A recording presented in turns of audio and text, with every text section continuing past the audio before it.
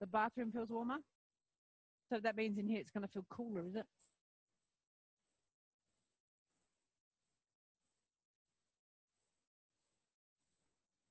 Let us know about the air conditioning. We haven't mentioned it today, but tomorrow's going to be quite hot outside. So we'll just need to monitor it, and here if it does the paradox thing, we'll adjust.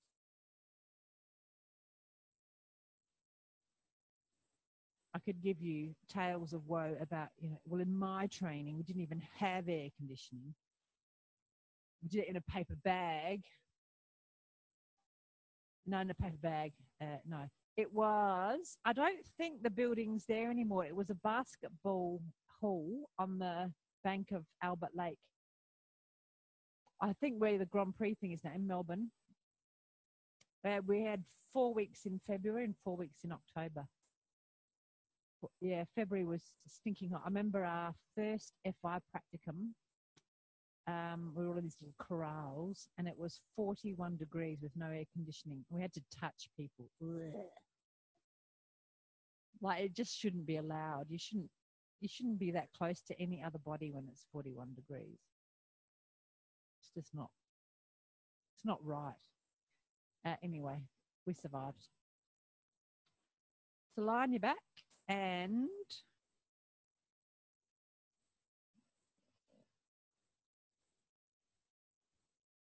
check in.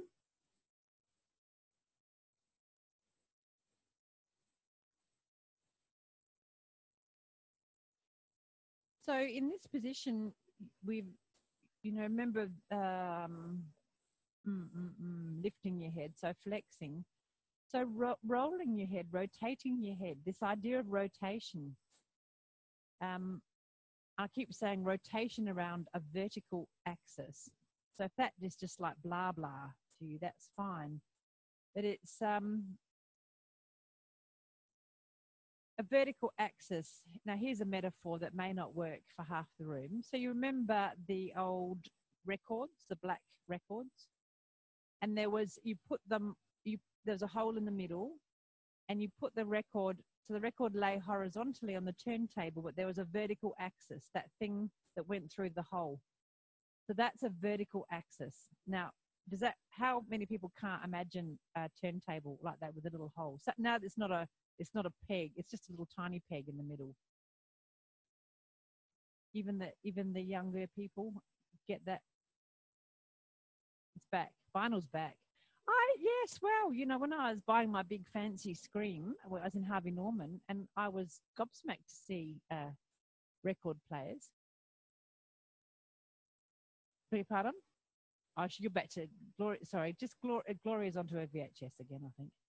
Anyway, so the record spins, rotates in that horizontal plane, right? It's flat, and there's a vertical axis, which is the little peg in the middle. So could you imagine that, and we can look at it tomorrow from an anatomical point of view, there is actually a little peg in your neck, that a vertebrae that's ring-shaped slots over the peg, and then the head sits on top of that. So your head actually can spin, and not in that 360 way from whatever that movie is, where the exorcist. But roll your head a little bit. Now, this isn't a spin in lying. Your head is turning, and it's not exactly around that axis, but just near enough. Get this sense of turning around this axis in your neck. A little tiny bit. In order to answer this question of, do you have a preference for turning a little bit to the left or a little bit to the right? If you can't discern a preference, it doesn't matter. And if it changes from one moment to another, it doesn't matter. It's just in this moment. Would you prefer turning your head to the right or the left? Now, then your answer could very well be, Susan, what for? Like, just turning, big deal. It's not functional. So would you have a preference to look to the left or the right? That's different. That's a looking function. If you were trying to smell, there's a smell in the room and you're trying to work out where it is. Is it the person to the right of you or the person to the left of you? So that now the function is smelling. And then let's say somebody in the room is snoring.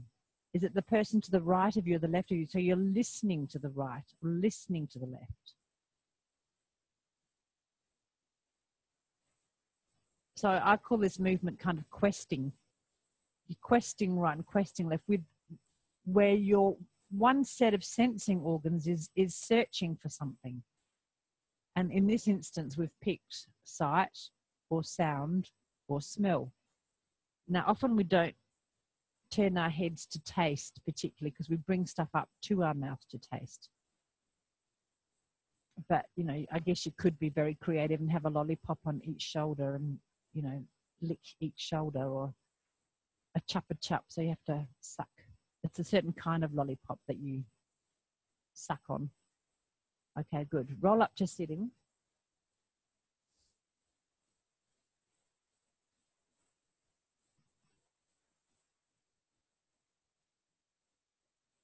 And sit symmetrically or somewhat symmetrically, so your legs are crossed.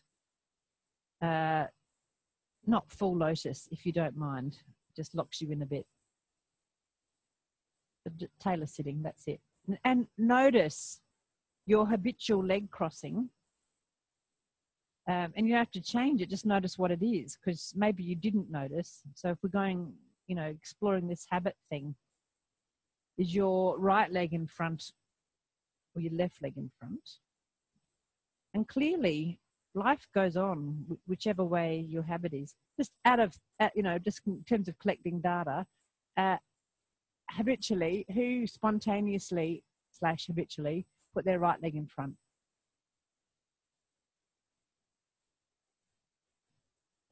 And who habitually put their left leg in front?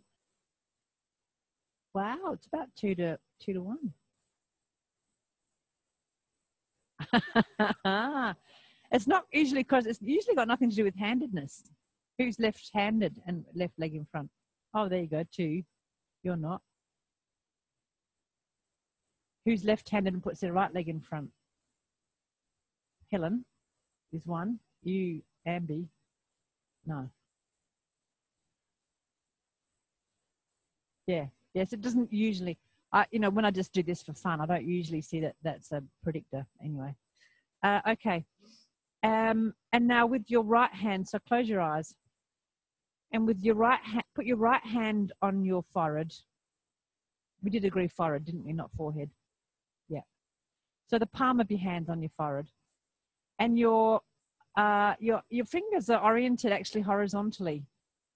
So a lot of people went vertical, which is one way, but for this one we go horizontal, which then requires your forearm to be somewhat horizontal, so parallel to the floor. Yeah, good. Now with your hand, turn your head to the right and the left a little tiny bit. Which one did you go to first, right or left? I can't remember which one I said first. Did I? And you're so compliant, Julie. No, Julie, there's a very anarchistic person inside you. Don't you tell me that you're obedient, because I'm not going to believe you. Did you? Oh, good girl. All right. You can go to the top of the class. You're a good girl. It's that voice in the mosh pit. So have your thumb with your fingers. So we're devolved. We haven't opposed our, just leave your thumb with your fingers so that it doesn't grip. Just pretend it's a finger. That's it. And in this position, is it easier to go to the right or the left? When your arm gets tired, please rest. Just rest quietly in sitting. And if you think that that's impossible, you'll find a way eventually to rest in sitting. My colleague can sleep sitting up even if he hasn't got a backrest. That's extraordinary. It's a skill that I do not have. Which means he can sleep in planes really easily. Bring your right hand up again. And then let's clarify 2 different ways that you could move your head left and right. So from what I can see, most of you have got most of your hand touching. So your hand is kind of staying clamped. There's no movement between your hand and your forehead for most people. So that's one way. So that your hand stays cupped around pretty much the breadth of your forehead. And so as you're going left and right, the whole hand goes with, and there's no change in contact between the hand and the forehead. So try that. Until I tell you what the difference is, it's hard to know what I'm talking about. But anyway, so here's a different way. So have your hand so that it's actually flat. It's not curving to the forehead. So when you put your hand up to the forehead, around the sort of the bend of the fingers where the fingers meet the palm, it's kind of in the middle of the forehead. And that's the only bit of your hand that makes contact. So as your hand pushes your head to the left, the contact changes so that by the time you get to the left, it's the heel of your hand touching. Yeah. Run this way. Oh, okay. Yeah. So just maybe go on the top a little bit more. And you maybe more baby finger or more thumb would. Yeah, because the point is your hand has to be horizontal. So if it's more that way, yeah, more thumb like that. Yeah. So just keep the head movement really small, and maybe just use that. Yeah. So with the point of this one, you won't feel exactly what I'm talking about, but you'll feel it more, the essence of it maybe. So with this one, if your hand is flat, then the point of contact changes. As you roll your head, the contact changes, it goes from the heel of your hand to the middle of your hand to your fingertips as your head rolls. So try that. I don't want to say any more, otherwise you'll just copy me. I want you to figure it out. I want you to be frustrated and angry. No, I don't. But so what you actually start to get the sense of is it's almost like your hand and the skin of your forehead get a purchase, and there's almost a little bit of a slide of the skin on the forehead as your head starts to move, but you go so slowly and carefully that you can feel that. And this is a skill that you will perfect, because you'll learn to do this with other people's heads. And then go back to the second way, the first way, which is the hand is cupped and there's no movement. It's like your hand is glued and it doesn't change contact. Frowning doesn't help rotate the head. If you have to do it with your left hand, the point is don't swap from one hand to the other. So if your right arm has something problematic and you want to use your left hand, but don't swap right hand and left hand. I'd prefer you do it in your imagination, just because this is a one-sided lesson.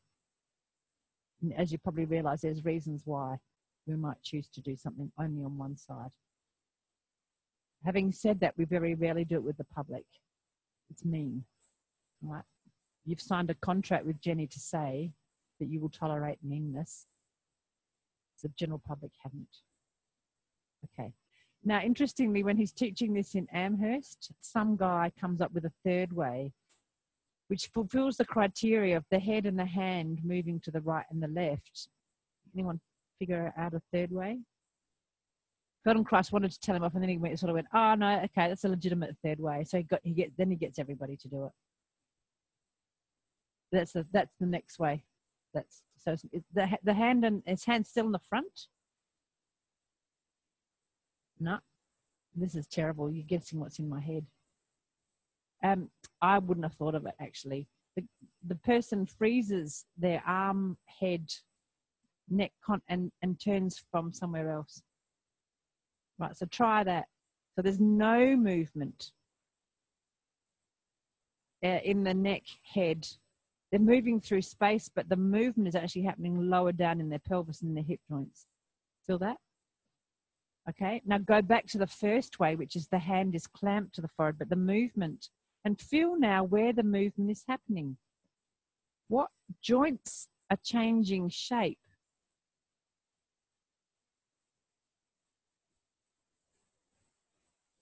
So what do you feel in your shoulder? Where does your elbow go? The elbow is moving through space. It actually doesn't change angle very much when your hand is clamped. So keep the trunk relatively still now. That's because that's the third way. The trunk moving is this. Feel, and then there's a movement in your neck.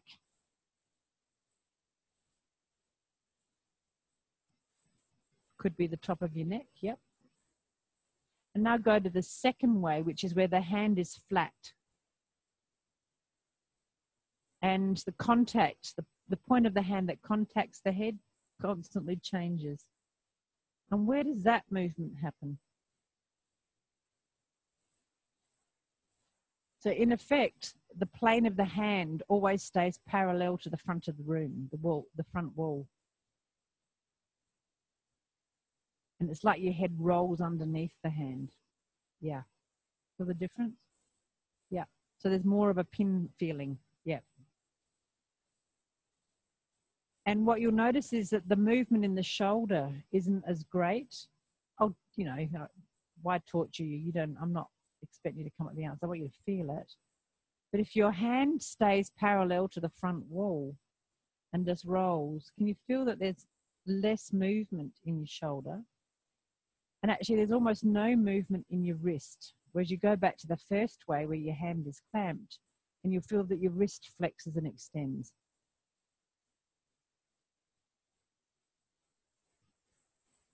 There's movement in your wrist and your shoulder.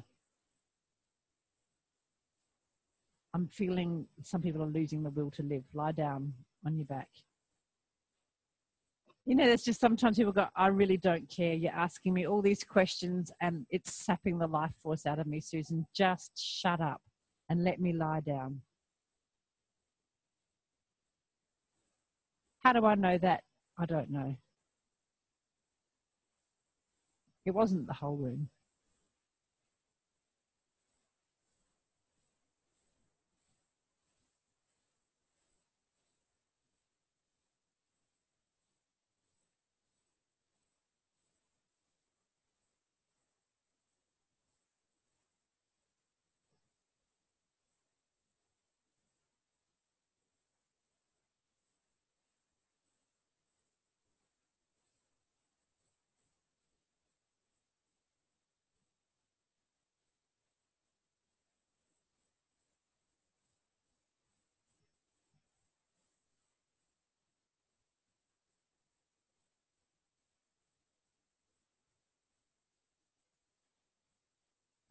Revise in your mind the two different ways. We could go three different ways as well. Because there's something that everybody's doing, but they're very hard to sense. And this is a compromise we've made. When we sit up and we don't have the floor to reference a movement, it can be quite hard to discern where we are in space. So there's a reason why we do a lot of ATMs lying down. Because there are many reasons actually. One of them is that the floor is a constant. That if we can't feel where we are in free space, we've got the floor to tell us where we are. It's grounding, right? You know, this reference to the ground is grounding. There, you know, our language is very clear about this. We feel ground. We use the ground to reference. We feel grounded.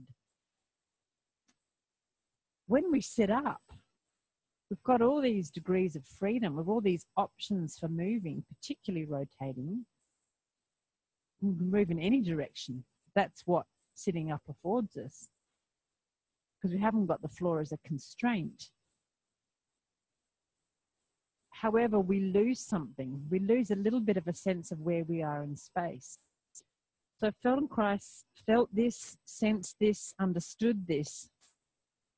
And that's why ATM, even though we purport to be very functional, you think, well, lying on the ground is not very functional. We don't live on the ground.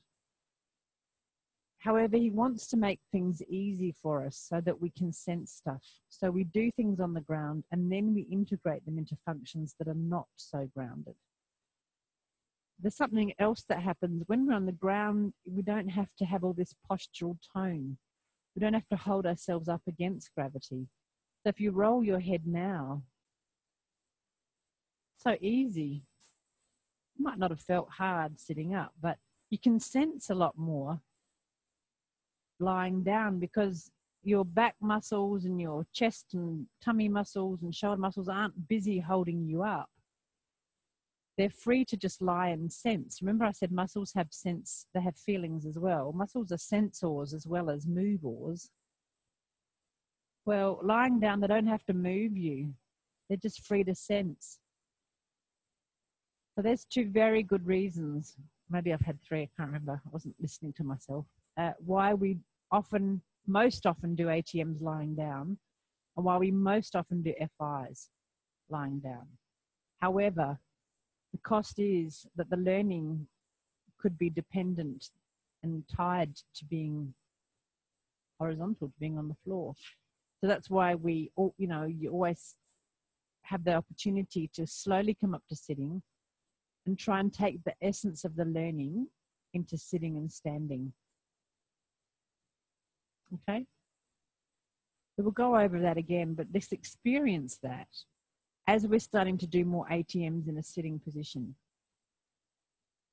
There's what will happen, again, we'll say this, in the context of you becoming ATM teachers, people get very addicted to the floor, and there'll be a palpable groan in the room when you say, please sit up. And they'll go, oh, sitting lesson.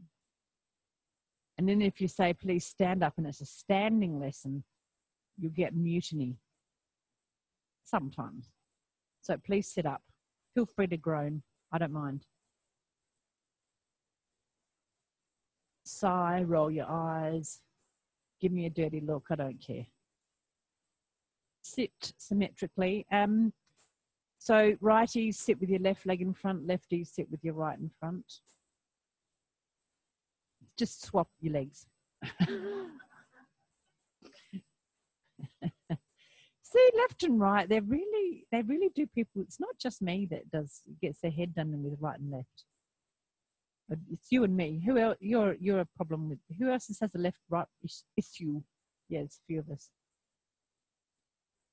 Oh, yeah, I knew you're totally spastic. I picked you out. No. The Feldenkrais joke is when people get them confused, we just politely say, no, your other right. So you say, lift up your right hand, and they do this. And you just say politely, your other right. And then there's a joke and everything's fine. I'll give you all my best jokes and my worst ones. All right. So you're sitting in the non-habitual way, in other words. So bring your right hand up again, and I mean right hand, unless you've got a pain. And just explore again a few times the difference between your hand being glued and it not changing contact, and how you use your arm to turn your head left and right so that the movement is predominantly in your neck. Let's just forget this trunk twisting business. It's a distraction. And then go to the second one where your hand is flat and the contact changes.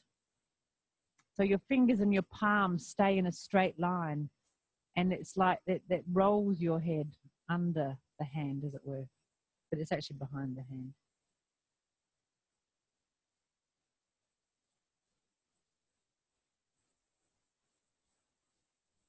The hand still rolls the head in the second one. So you've got to find a way to find a bit of purchase. Yeah. Definitely your hand is doing the rolling. Now he makes the distinction in language that when the hand stays flat and that contact changes, that your head is rolling. So try and track the movement of your head in space. And Gloria pointed it out just now. She could feel the difference. I'm not, I don't want you to feel inadequate if you can't. But there is a difference in how the head is moving through space when your hand is flat versus when your hand is curved. The axis actually can change, might not necessarily. He distinguishes it in language where the head is rolling, and it's rolling around that little axis within the neck that I talked about. And the other one, the head is kind of turning and the axis is changing and it's more somewhere behind almost and it's lower down. Now, whether you can feel that or not doesn't matter so much because I'm going to get you to look at each other, watch each other. Now, also sense, broaden your attention so that you can track the movement of the wrist between the two and the movement of the shoulder. And then the orientation of the nose to the elbow. Just do that a few times. You can just track. Yes, sorry. I know many things. So the wrist, so when the hand is flat, I'll give you the heads up, the wrist really doesn't move, doesn't change shape. Whereas when your hand is glued, the wrist has to bend and straighten in order to allow the hand to conform as the head gets carried around left and right. And there's something different that happens in the shoulder as well, comparing the two. And then as your head goes to the left and the right, your elbow moves through space, slightly different ways. Now, let's see if it gets clearer watching someone. It might make it worse. Just turn to the person next to you.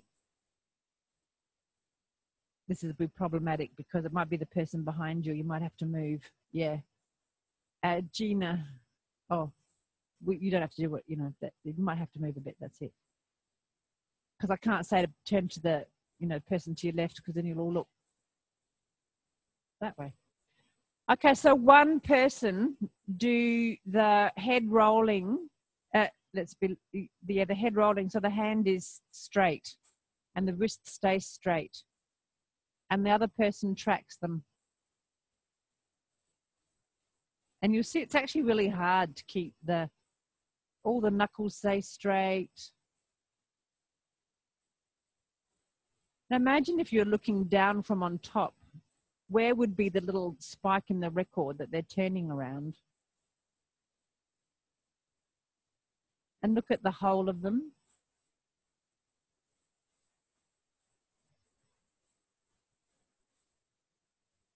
And the person who's doing it, you don't have to be right, just try and be clear-ish.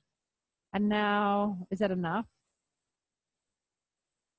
Little hole in the top, yep. Turning around yourself, yeah.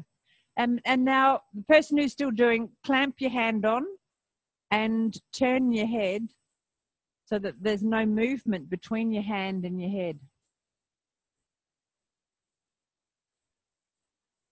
And the people who are looking, see what difference that makes. Look at their shoulder, where the movement of the elbow through space and the movement that has to happen in the wrist.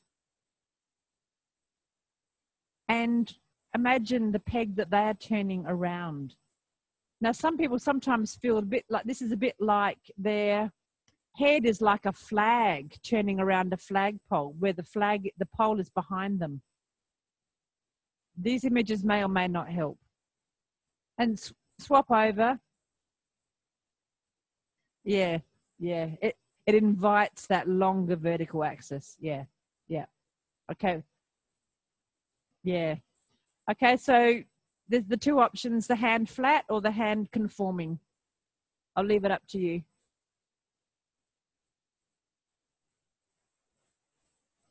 The person watching, look at the different shape.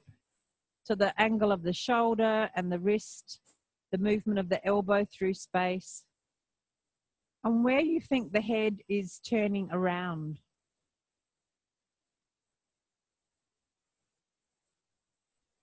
And it's partly a conceit, it's not literal. The hand's turning the head. Yeah, the hand's turning the head.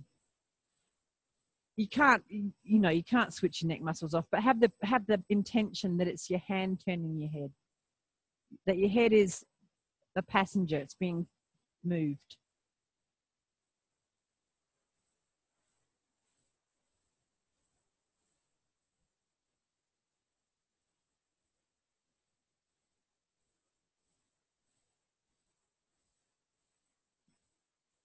So sometimes watching is clarifying and sometimes it just confuses you even more.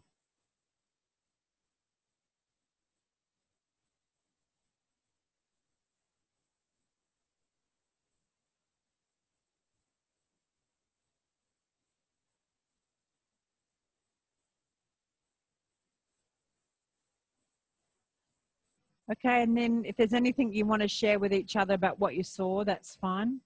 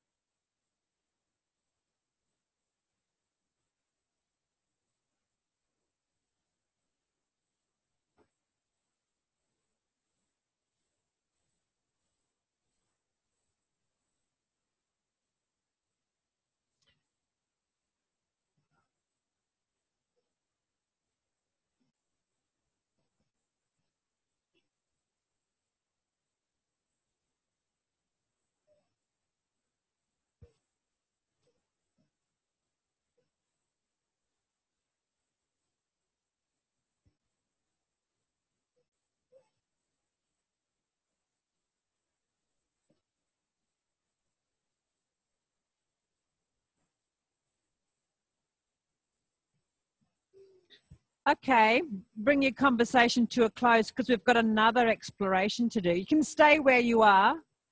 Actually, stay where you are, but pretend that the other person doesn't exist. So go back into your own experience. So you actually shut your eyes so that you're not watching each other anymore. You're going back internally referencing, right? Go back inside yourself for your own personal data. And this time, put your right hand behind your head. Thank you very much, Philippa. Philippa read the story and jumped to the end, didn't you? No. Intuitively. She just knew. Perfect. She knew exactly where we were heading. So the right hand on the back of the head. And now what do you do spontaneously? So the right hand is going to turn the head a little bit left and right. What do you do spontaneously? What's your default? Given that this is obviously something that you do all the time, what do you do habitually? Oh, gosh. Okay, eyes are shut. You're not watching each other, eyes are shut. Everyone's doing it. So here's the three options to remind you. Your hand can really cradle the back of your head and it can stay glued there so that the contact doesn't change, right? And it can push the back of your head to the left and it can pull the back of your head to the right. There's like a little handle there, right?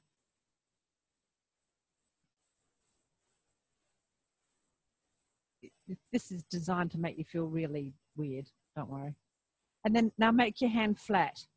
So it's parallel to the back wall. And now this is harder because your hair will slip. But it's like the middle of your hand starts off and it's got a bit of purchase. And then it keeps a bit of purchase, Velcro, but then it rolls along. So it's constantly changing. Yeah, the hair can make it a bit slippery.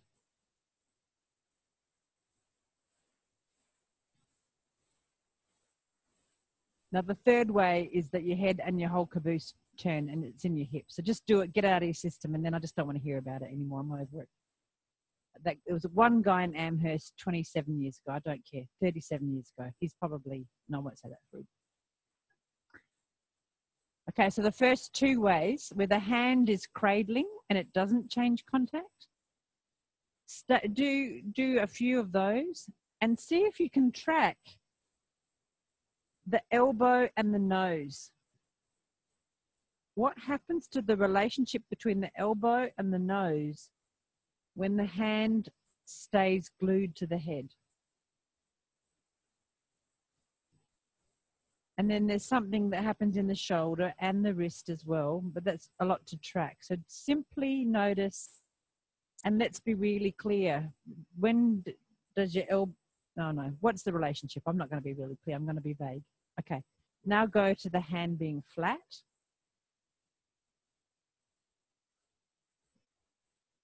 What happens to the relationship between the elbow and the nose?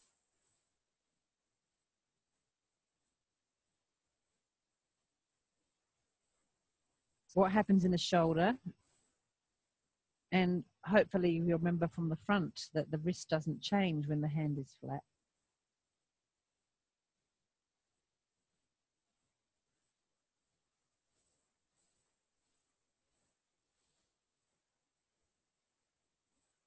And is it harder or easier to track those kinds of areas? So it's the nose and the shoulder and the elbow and the wrist. And again, you're a little bit lost in space, right? Because you haven't got the ground to reference against. So it's like, yeah, you know, it's a bit like your elbow and your wrist, they're all kind of floating in space. And it's like, I'm not really sure where they are. If your eyes are shut. Okay, so then watch each other. So if you couldn't feel the relationship between your elbow and your wrist, see if you can see it in somebody else. So remember, one is that the hand is glued. And you kind of get this idea that the hand is glued and there's this kind of lever on the back of your head that you can push and pull. And actually the occiput, the curve of the occiput is one of the most beautiful curves in the world. Occiput. The back of the head. Come and watch, look at the skeleton afterwards. It's, I remember, you know, when you look at babies and the curve in the back of the head, it's just something to fall in love with. It's one of the most beautiful curves in the world. I'll put it to you. It's a hypothesis. You can test it. Okay, and then have the hand flat. Don't feel free, you know, you don't have to care about this.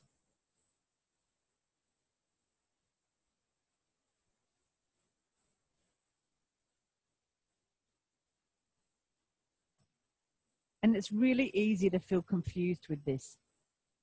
I don't know how many times I've taught this, and I always go through it the night before, and I always get that same thing, like, I'm not really sure where I am. It gets better. It gets better. We're a work in progress, right? He's ingenious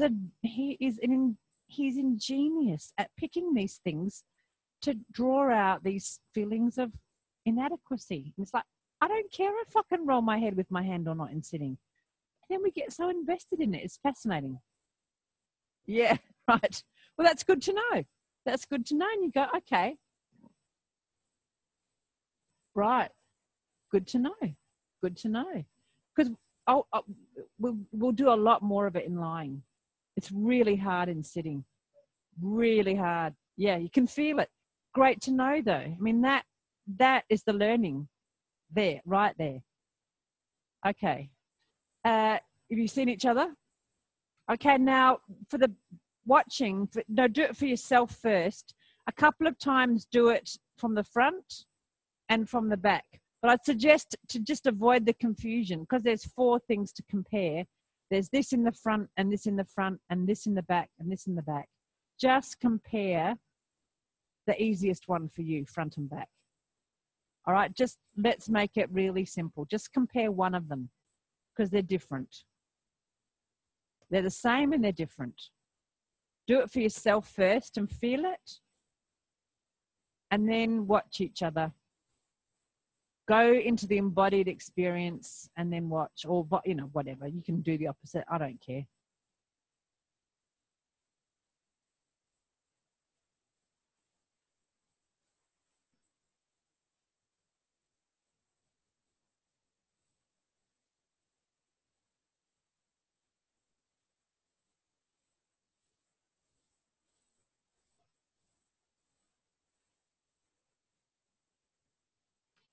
Now, the difference is in the relationship. I'll give you a clue. One of the differences between front and back could lie in the relationship of the nose to the elbow. Just putting it out there. The relationship of the nose to the elbow. Compare that with your hand in front and behind. And then you can watch each other. And if you're losing the will to live, lie down.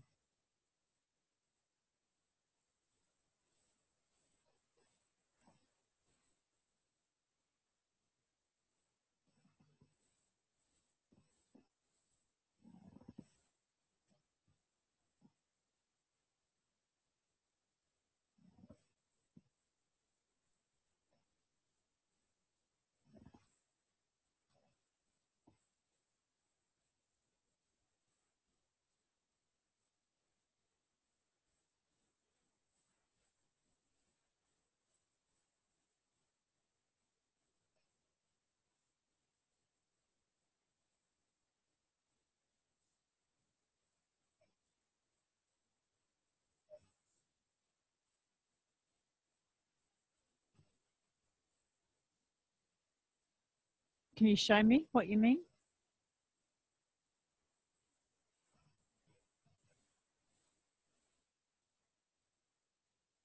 Yep.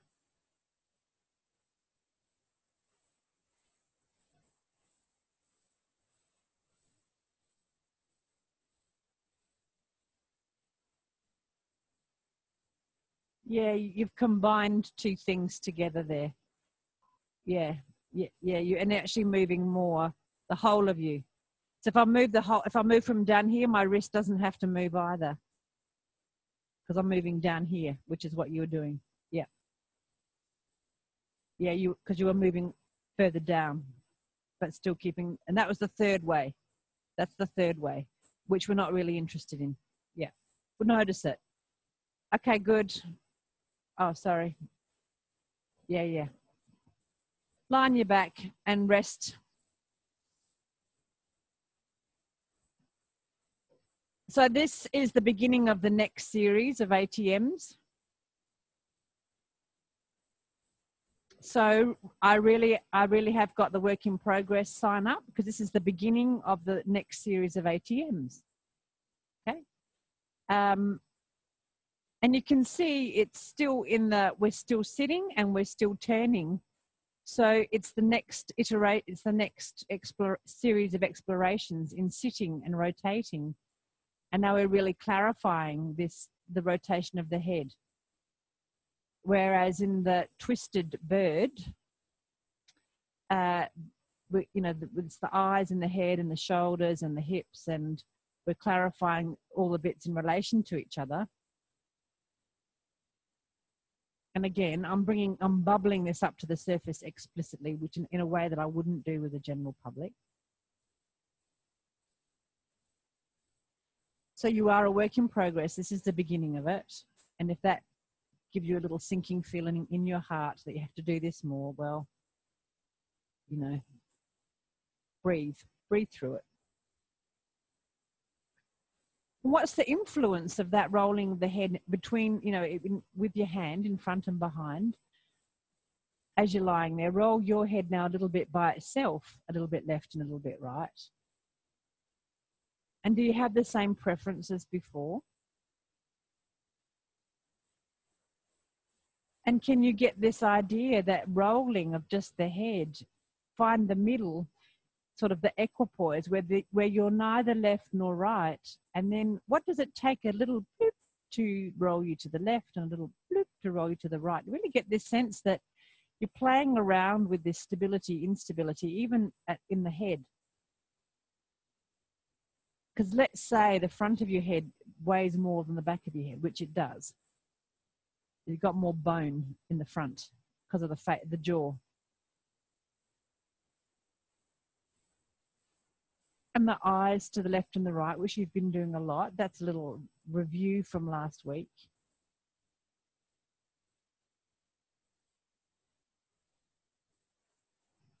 And if you had to vote left or right, which would you vote? Are you a swinging voter? We could, instead of calling them swinging voters, we should call them equipoise voters. They can vote in either direction. Instead of the scum of the earth, swinging voters. Make a decision and stick to it. Beautiful. Okay, roll over. Come up to sitting. Sorry? So, yeah, we were swinging. Yes, finding. Partly. Yeah, it could be swinging. It's, you know, either one thing or the other. Equipoise is you're not in a dichotomous state. Yeah. Could be. Yeah. It's not just a position. It could be a state, not just a position. Come up to standing. Come up to standing, sorry. Supposed to. You're meant to feel, what's meant to come over you is this overwhelming feeling of love and gratitude for your teacher. That's what you're supposed to feel. That's the correct response. Now, if you didn't feel that, there's something wrong with you. No, sorry to tease you. I've really blown my resolution today out of the water. The supposed to, I can't tell you. I can tell you that you may have a preference for one way or the other. You may feel that your head is easier to roll after all that. But if that was a frustrating experience for you, you may actually feel like your head is harder to roll. All right, so that's why there is no supposed. I mean that seriously. I can't tell you what you will feel. I can have a good guess, and it will be somewhere in that spectrum of it's easier, it's harder. Yeah. Could feel blissed out. You could feel blissed out. You could feel creaky. I don't know. And again, why do I say that? What keeps me humble? Could you imagine what an arrogant shit I would be if I didn't have this work? I'm humble because I don't know what you're going to feel.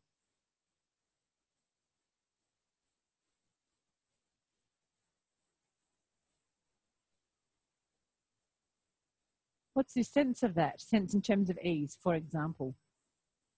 Feeling would be, what do I like? What makes me feel happier? What makes me feel sadder, or something like that? Something like that. Thinking would be, I think, you know, when my head is going one way or the other, I think more clearly. I don't know, that's bullshit. But, you know, there's not a lot of thinking around turning your head. And the doing is what, you know, whatever. The doing is the rolling of the head. Well, one of the things you could sense is what feels easier, left or right. Okay, go for a walk. Sorry. You were standing there having to wait for me to finish talking. Beg your pardon. Does your head spin as you're walking? Could you turn your head as you walked in a straight line? Could you? So, you know, years ago when I was backpacking in Paris, we always had a designated shit spotter. So you had to turn your head left and right quite subtly because you're having to scan the pavement for dog poo. And apparently now Paris, you know, everyone's got doggy bags. So you don't have to have a doggy poo spotter. Is that true? Who's been in Paris lately? So can you scan the ground in front of you left and right, just turning your head so that you still turn, your head's turning around this neck axis? Philip is really worried about pickpockets as well. Yeah. You know, so how minimal could the rotation be? And then, you know, it could be really maximal, like you could really spin around on one foot. So what does rotation mean to you? You know, it means you can access behind you. It's like access all areas, isn't it? Spinning, rotating. Access all areas, like the world is mine.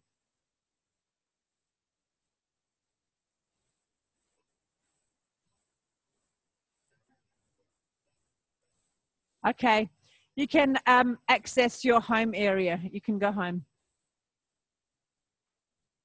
And you can go home by walking backwards. You love the challenge, right? Yeah. Reverse gear.